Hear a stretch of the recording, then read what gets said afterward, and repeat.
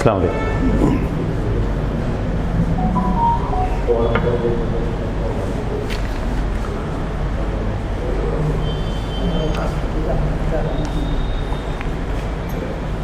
أعوذ بالله من الشيطان الرجيم. بسم الله الرحمن الرحيم. الحمد لله رب العالمين. الصلاة والسلام على رسول الله. ഈ പുസ്തകം ഓർമ്മ ശരിയാണെങ്കിൽ 93 വചനം ബുക്സ് അല്ലേ, വചനമാണ് പ്രസിദ്ധീകരിച്ചത്. അതിനുശേഷം ഷംസുദ്ദീൻ സാർ ഒരുപാട് മോഡിഫിക്കേഷൻസ് ഈ പുസ്തകത്തിൽ വരുത്തി. ഇനി വീണ്ടും അതൊരു പുനഃപ്രസിദ്ധീകരണത്തിന് ഒരുങ്ങിക്കൊണ്ടിരിക്കുകയാണ്. ഞാൻ ഈ പുസ്തകവുമായി ബന്ധപ്പെട്ട് അതിൻ്റെ കണ്ടൻറ്റിൽ അല്ലാതെ അതിൻ്റെ മറ്റു ടെക്നിക്കൽ സൈഡുമായി ബന്ധപ്പെട്ട് പലപ്പോഴും ഞാനും അഷ്റഫ് സാഹിബും സാറിൻ്റെ വീട്ടിൽ പോയി സംസാരിച്ചതിൻ്റെയൊക്കെ അടിസ്ഥാനത്തിൽ പുസ്തകം മുഴുവൻ വായിച്ചിട്ടില്ലെങ്കിൽ എൻ്റെ PDF എനിക്ക് നേരത്തെ തന്നെങ്കിലും തിരക്ക് കാരണം വായിക്കാൻ പറ്റിയില്ല. പക്ഷേ അതിൻ്റെ 22 നമ്പേഴ്സ് വരുന്ന അതിൻ്റെ വിഷയസൂചിക, അതിൻ്റെ ചാപ്റ്ററുകൾ വായിച്ചാൽ തന്നെ മനസ്സിലാവും പുസ്തകത്തിൻ്റെ ഒരു എന്താ പറയുക, അതിൻ്റെ ഒരു ഗരിമ നമുക്ക് മനസ്സിലാവും. ഞാൻ പറയുന്നു, നമ്മൾ ഈ വലിയ മറ്റേ പെട്രോളും ഗ്യാസൊക്കെ കൊണ്ടുപോകുന്ന ടാങ്കറിലൂടെ പുറകിൽ കണ്ടിട്ടില്ലേ, ഹൈലി ഇൻഫ്ലേമബിൾ, അതിൽ ഹൈലി എക്സ്പ്ലോസീവായ ഒരു പുസ്തകമാണ്. അതുകൊണ്ട് തന്നെ ഒരു പക്ഷേ മുഖ്യധാര സംഘടനകളുടെ പ്രസാധക ഗ്രൂപ്പുകൾ ആരും തന്നെ ഇത് ഏറ്റെടുക്കാനുള്ള ഒരു സാധ്യത ഞാൻ കാണുന്നില്ല. സാർ അങ്ങനെ ഒരു പറഞ്ഞപ്പോൾ തന്നെ ഞാൻ പറഞ്ഞു, ഒരു സാധ്യതയും ഇല്ല. കാരണം ആ രീതിയിലുള്ള വളരെ എക്സ്പ്ലോസീവായ വിഷയങ്ങൾ ഖുർആൻ്റെ അടിസ്ഥാനത്തിൽ സാർ ഇതിൽ ഉൾക്കൊള്ളിച്ചിട്ടുണ്ട്. എനിക്ക് പരിചയമുള്ള അവിടുത്തെ ഒരു വലിയ പ്രസാധക സംഘത്തിൻ്റെ ഒരു തലപ്പത്തിരിക്കുന്ന ഒരാളെ, എൻ്റെ സുഹൃത്താണ്, അദ്ദേഹത്തെ വിളിച്ച് ഞാൻ ഈ പുസ്തകത്തിൻ്റെ PDF കോപ്പി അയച്ചു കൊടുത്തു. എന്നിട്ട് അപ്പോൾ അദ്ദേഹം പറഞ്ഞു, ഈ വിഷയത്തിൽ 2-3 പുസ്തകങ്ങൾ നമുക്ക് ഓൾറെഡി ഉണ്ട്, അപ്പോൾ എനിക്ക് അതൊരു കാരണമാവാം. പക്ഷേ അല്ലെങ്കിൽ പോലും ഇത് ഒരു മുഖ്യധാര നിലവിലുള്ള ഒരു മുസ്ലിം മത രീതി വെച്ചിട്ട് ഈ സാറ് എഴുതിയ ആശയങ്ങളിൽ കുറേ ഭാഗങ്ങൾ ഉൾക്കൊള്ളാൻ കഴിയില്ല എന്നുള്ള വസ്തുതയാണ്. അഷ്റഫിക്ക് അതിൻ്റെ ഒരു സംക്ഷിപ്തം ഇവിടെ അവതരിപ്പിച്ചു. ഞാൻ അതുമായി ബന്ധപ്പെട്ട് കുറച്ച് കാര്യങ്ങൾ മാത്രം പറഞ്ഞ് അവസാനിപ്പിക്കുകയാണ്. സമയം നീണ്ടുപോയാൽ അധ്യക്ഷൻ പറഞ്ഞാൽ മതി. ഈ വലിയ ചർച്ചയ്ക്ക് വഴിവെക്കാൻ സാധ്യതയുള്ളതാണ് ഈ പുസ്തകമെന്ന് പറഞ്ഞു. ഖുർആൻ കേന്ദ്ര ബിന്ദുവായി പറയുന്നത് മനുഷ്യനെയാണ്. മനുഷ്യൻ എന്ന അച്ചുതണ്ടിലാണ് വേദങ്ങൾ മുഴുവൻ കറങ്ങുന്നത്. അതുകൊണ്ട് തന്നെ മനുഷ്യൻ എന്നുള്ളതും മനുഷ്യാവകാശം എന്നുള്ളതും മാനവികത എന്നുള്ളതും സമൂഹത്തെ സംബന്ധിച്ചിടത്തോളം വലിയ ഒരു സംഗതിയാണ്.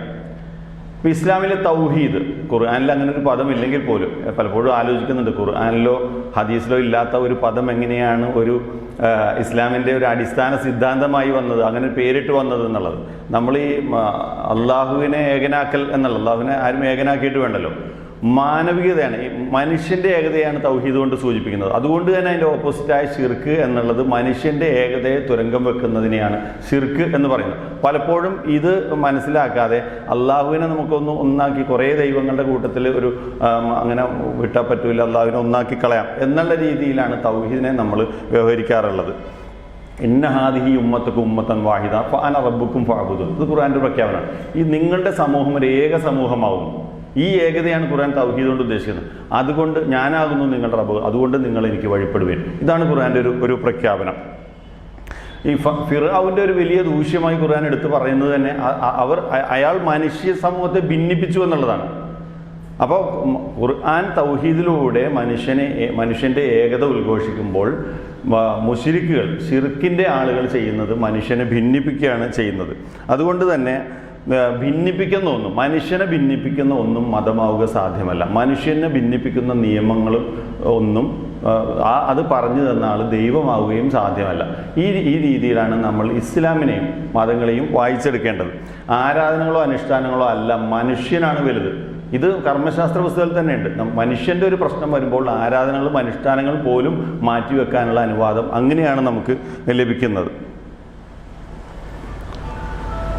അതേപോലെ തന്നെ ഇപ്പോൾ നമ്മളിവിടെ ഇരിക്കുന്ന ആളുകൾ, ഒരു മുസ്ലിം സമൂഹത്തിൻ്റെ ഒരു പരിച്ഛേദം, നമ്മൾ ഒരു മതത്തിൻ്റെ വിഷയം വരുമ്പോൾ, മനുഷ്യൻ്റെ വിഷയവും മതവും മനുഷ്യനും മതവും തമ്മിലേറ്റുമുട്ടുമ്പോൾ നമ്മൾ എവിടെ നിൽക്കും?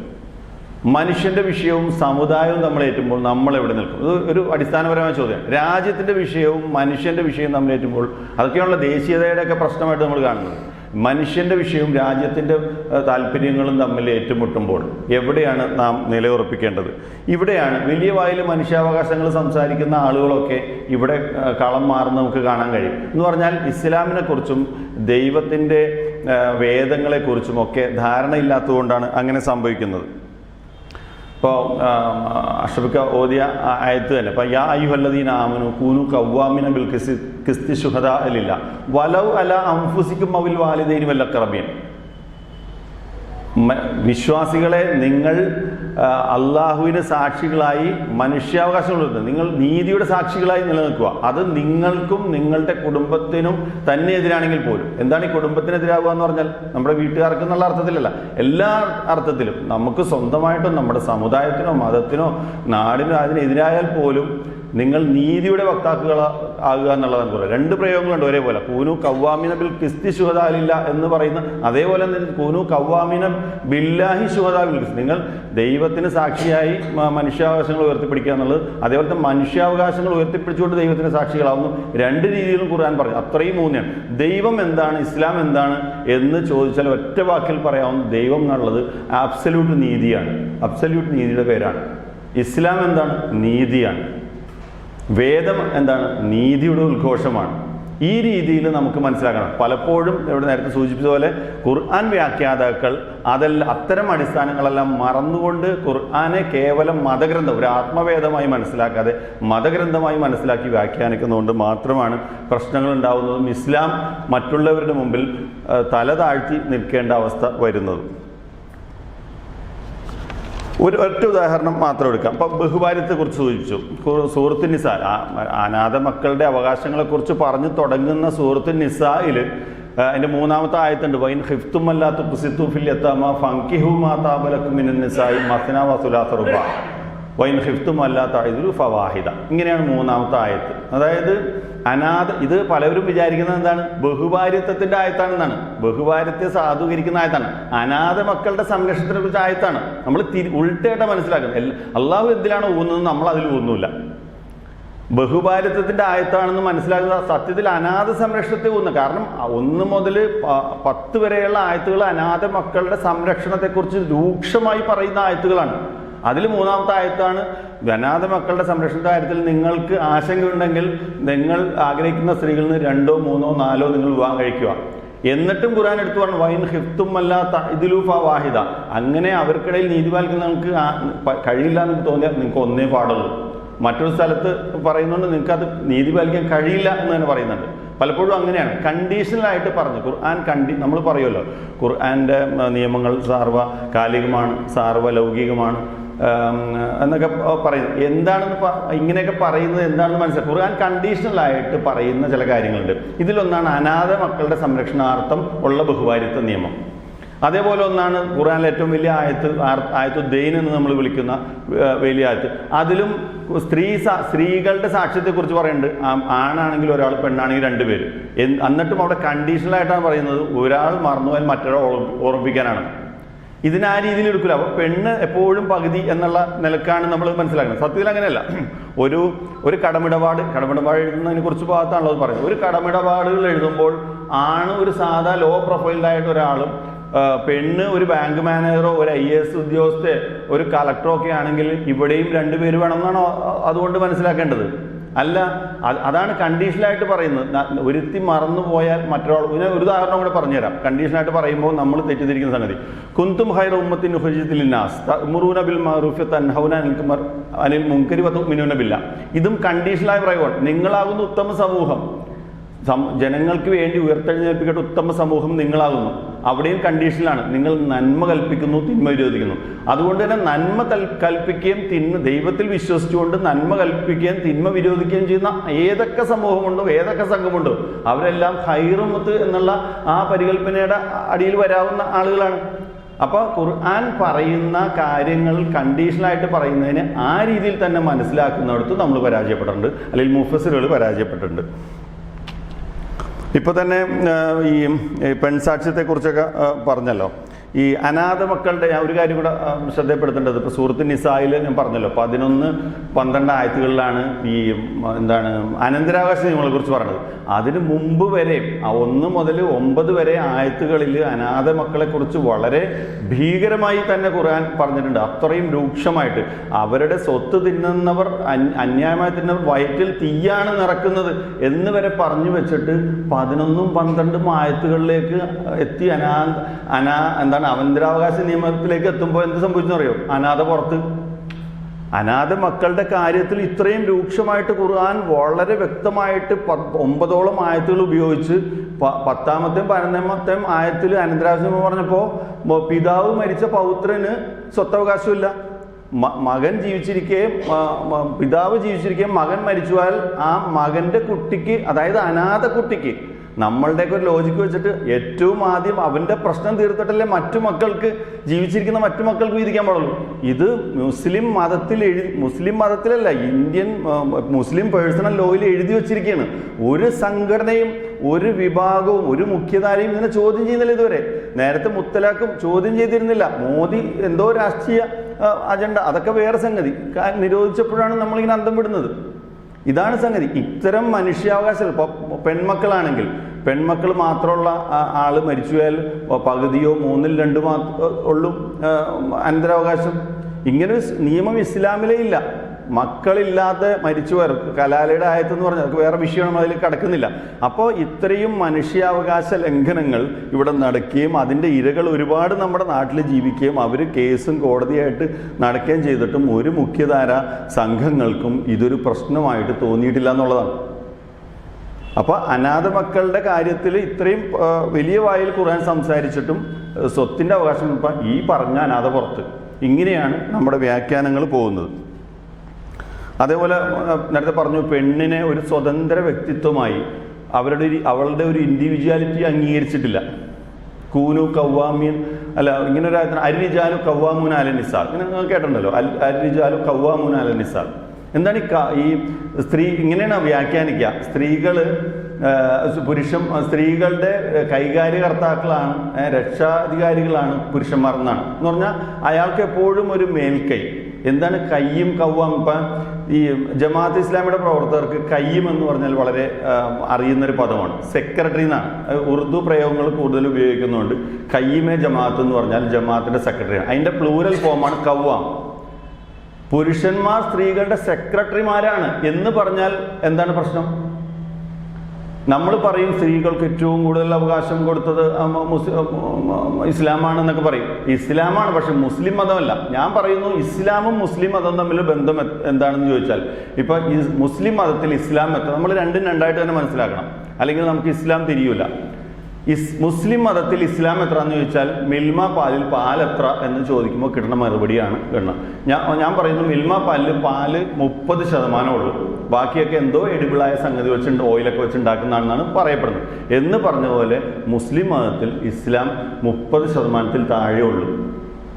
അതിൻ്റെ നിയമങ്ങൾ നേരത്തെ പറഞ്ഞല്ലോ, കർമ്മശാസ്ത്ര ഗ്രന്ഥങ്ങളാണ് മതമായി അറിയപ്പെടുന്നത് പോലും.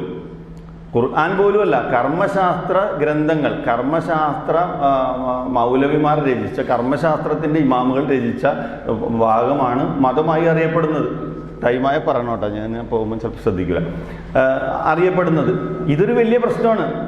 അതിൻ്റെ ഒരു സ്പിരിറ്റ്, ഇപ്പം നിസ്കരിക്കുമ്പോൾ പോലും അതിൻ്റെ കർമ്മശാസ്ത്രമാണ് നമ്മൾ ഒപ്പിക്കുന്നത്, അതിൻ്റെ ശരീരമാണ് നമ്മൾ, അതിൻ്റെ ആത്മാവിലേക്ക് നമ്മൾ പോകുന്നില്ല. അതുകൊണ്ട് തന്നെ ലോകത്ത് തന്നെ ഏറ്റവും വലിയ മെഡിറ്റേഷൻ സംവിധാനമായ നമ്മുടെ സ്വലാത്ത്, നമ്മുടെ നമസ്കാരം കൊണ്ട് കാര്യമായിട്ടൊരു ഗുണവും ഈ അനുഷ്ഠിക്കുന്നവർക്ക് കിട്ടുന്നില്ല. ഇതാണ് പ്രശ്നം. തീരാതായല്ലേ, 10 മിനിറ്റ് കഴിഞ്ഞു, പെട്ടെന്ന് പോകണ്ടല്ലോ സമയം. അപ്പോൾ ഞാൻ നിർത്തുകയാണ്. അപ്പോൾ ഇതാണ്. അപ്പോൾ ഇങ്ങനെ ചിന്താപരമായ അടിമത്തം പേറുന്ന ഒരു വിഭാഗം ഉള്ളതുകൊണ്ട് തന്നെ മുസ്ലിം രാഷ്ട്രങ്ങളെ കുറിച്ച് പറയാം. ഏറ്റവും കൂടുതൽ നമ്മൾ തല താഴ്ത്തേണ്ടി വരുന്ന എവിടെയെന്ന് ഇപ്പോൾ നമ്മുടെ ഹെഡ് ക്വാർട്ടേഴ്സായ സൗദി അറേബ്യ, മക്കയും മദീന, നമ്മൾ തീർത്ഥാടനത്തിന് പോകുന്ന പ്രദേശമായ മക്കയും മദീന ഉൾപ്പെടുന്ന ലോകത്ത് വേറെ ഒരു മതത്തിലും ഇല്ലാത്ത പോലെ ഇതിൻ്റെ ഹെഡ് ക്വാർട്ടേഴ്സായ രാജ്യത്ത് മറ്റു മതങ്ങളുടെ ആരാധനാലയങ്ങൾ അനുവദിക്കുന്നേ ഇല്ല. മറ്റു മതങ്ങളെ പ്രബോധനം ചെയ്യാനുള്ള ഒരു പ്രബോധനപരമായ അവകാശം അവിടെ ഇല്ല. ഇതിനേക്കാൾ വലിയ അപമാനം എന്താണ് ലോകത്ത്?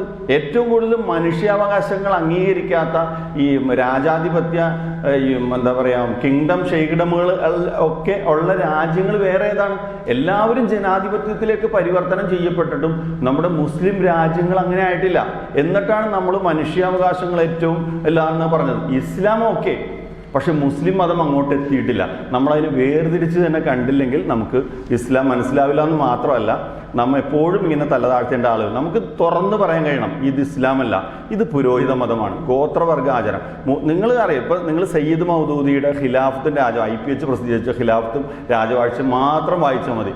ഇസ്ലാമും മുസ്ലിം മതവും തമ്മിലുള്ള വ്യത്യാസം തിരിച്ചറിയാൻ. ഇത് മുആവിയ ഉണ്ടാക്കിയ മുആവിയൻ മതമാണ്. ഗോത്രവർഗ ആചാരങ്ങൾ പ്രവാചകൻ പടിക്ക് പുറത്ത് നിർത്തിയ ഗോത്രവർഗ ആചാരങ്ങൾ ഞാൻ തിരിച്ചു കൊണ്ടുവന്ന് പ്രഖ്യാപിച്ച് അതേപോലെ തിരിച്ചു കൊണ്ടുവന്ന ഒരു മുസ്ലിം മതത്തെയാണ് നമ്മൾ പൂവിട്ട് പൂജിച്ച് ആരാധിച്ചുകൊണ്ടിരുന്നത്. അത് ഇസ്ലാമായിട്ട് ബന്ധം കുറവാണ്. മുഖ്യധാര എപ്പോഴും സൗദി അറേബ്യൻ സലഫി, ഞാൻ ഈ സലഫി എന്ന് പറയുമ്പോൾ ഇവിടുത്തെ KNM കുറിച്ചല്ല കേട്ടോ, സൗദി അറേബ്യൻ സലഫി സോഫ്റ്റ്വെയർ ആണ് ഇന്ന് എല്ലാ സംഘടനകളും ഭരിക്കുന്നത്. ഈ സലഫി സോഫ്റ്റ്വെയറിലൂടെയാണ് ഓടുന്നത്. ഇതിൻ്റെ പ്രശ്നമാണ്, അതൊക്കെ വിശദമായിട്ട് ചർച്ച ചെയ്യേണ്ടതാണ്. അതുകൊണ്ട് ഞാൻ അവസാനിപ്പിക്കുകയാണ്. അത്യാവശ്യം പറയാൻ ഉദ്ദേശിച്ച കാര്യങ്ങളൊക്കെ വന്നു എന്നാണ് വിചാരിക്കുന്നത്. എന്തായാലും ഇവിടെ അവസരം തന്ന ഈ സംഘാടകർക്ക് നന്ദി പറയുന്നു. ഈ പുസ്തകം എനിക്ക് ഒന്ന് ഓടിച്ചു നോക്കാനേ പറ്റുള്ളൂ. വലിയ സാധ്യതയുള്ള പുസ്തകമാണ്. നമ്മൾ അത് വായിക്കുകയും പരമാവധി പ്രചരിപ്പിക്കുകയും വേണം എന്ന് ഒറ്റ കാര്യം കൂടെ പറഞ്ഞുകൊണ്ട് ഞാൻ അവസാനിപ്പിക്കുന്നു. അത് മക്കാസിദ് ശരിയ പറഞ്ഞല്ലോ. ഈ മക്കാസിദ് ശരിയ ഒരിടക്ക് കർലാവിയുടെ നേതൃത്വത്തിൽ ഒരു വലിയ ചർച്ചയൊക്കെ ഉണ്ടായിരുന്നു. കുറേ നാൾ ഞാൻ പ്രബോധനം വാരികയിലൊക്കെ അത് വായിച്ചു, പിന്നീട് എനിക്ക് കേട്ടില്ല. യഥാർത്ഥത്തിൽ ഇസ്ലാമിലെ ഒരു നിയമത്തിൻ്റെ പിന്നെ ഒരു ലക്ഷ്യമുണ്ട്. ആ ലക്ഷ്യം സാക്ഷാത്കരിക്കാൻ ലോകം ആധുനികവൽക്കരിക്കപ്പെട്ട് അതേ ലക്ഷ്യത്തിൽ നിന്നുകൊണ്ട് വേറെ ഏതെല്ലാം മാർഗത്തിലൂടെ ഏറ്റവും എളുപ്പത്തിൽ ആ ഒരു നിയമം നടപ്പാക്കാൻ ആ എക്സിക്യൂഷനെയാണ് മക്കാസിദ് ശരിയ എന്ന് പറയുന്നത്. അത് ഇജ്തിഹാദുമായി ബന്ധപ്പെട്ടത് തന്നെയാണ്.